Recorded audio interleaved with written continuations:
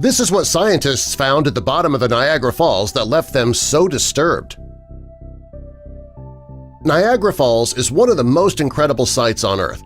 It's a natural border between America and Canada, and millions of people visit the falls every year and are amazed by its beauty and vastness.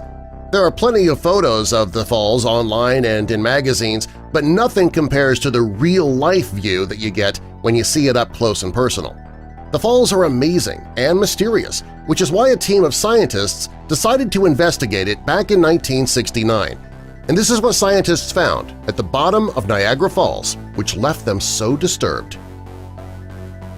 Around 18,000 years ago, the falls didn't exist.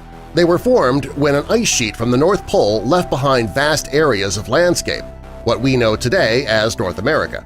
When the vast chunks of ice started to melt, the fall came into existence. When the glaciers melted, a considerable amount of water was sent into the Niagara River. It took a lot of time for the water to erode the cliffs, and the falls were formed. By the end of the 19th century, the world's first hydroelectric generating station was built near the falls. Soon it started producing electricity. Unfortunately, the electricity could only carry 300 feet, so everybody knew that improvements had to be made. Nikola Tesla was the man who made those changes. He found a way to send electricity long distances by using alternating current.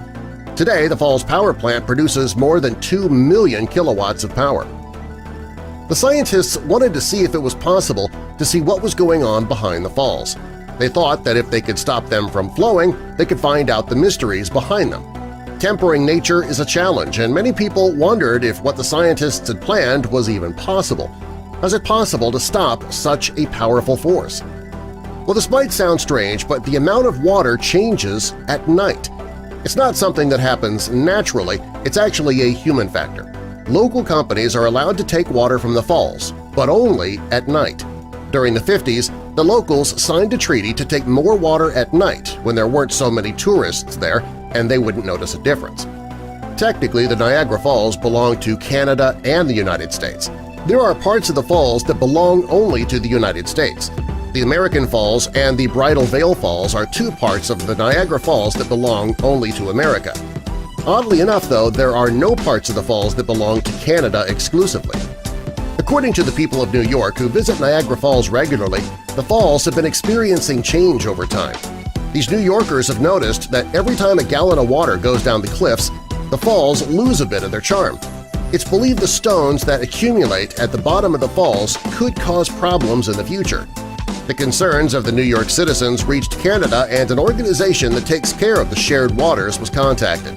They're called the International Joint Commission, and they discovered that something had to be done with the accumulated rocks at the bottom of the waterfalls. They even contacted the U.S. Army Corps of Engineers for their opinion on the matter. Nobody could come up with a good solution for the accumulated rocks, so they decided to shut down the falls. They were going to do it just temporarily so that all the stones could be removed from the water. In the summer of 1969, over 1,000 trucks carried rocks and earth to the falls just to get them to stop flowing. The loads were dumped upstream of the waterfall for 3 days. A cofferdam was created and the falls stopped flowing. The water was redirected from there to Horseshoe Falls. The locals were really worried for a couple of reasons. First, they knew that you really can't control water. What would happen if the water was rerouted the wrong way, causing a significant flood? Also, they were worried about the tourists.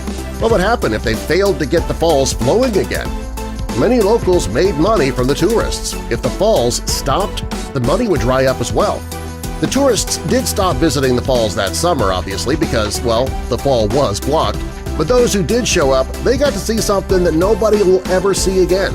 They had an opportunity to take rocks and incredible coins from the Niagara Falls riverbed. The people who watched the waters over the falls drain, they saw skeletons in the water. It was unclear whether the skeletons belonged to animals who had drowned or people who had fallen in the falls at one point. When one of the skeletons was examined, it was determined that the man died when he jumped into the falls. The year he died was unknown. Another skeleton was a woman, and there was no apparent cause of death apart from drowning. It's believed the woman saw her loved one drown and decided to meet him in the same spot. The fact the experts were able to stop the falls from flowing was incredible. Fortunately, the falls did start flowing again, and today the Niagara Falls are as incredible as ever. Had the experts not been able to stop the water so they could remove the stones back in 1969, we might have lost one of the greatest wonders of the world.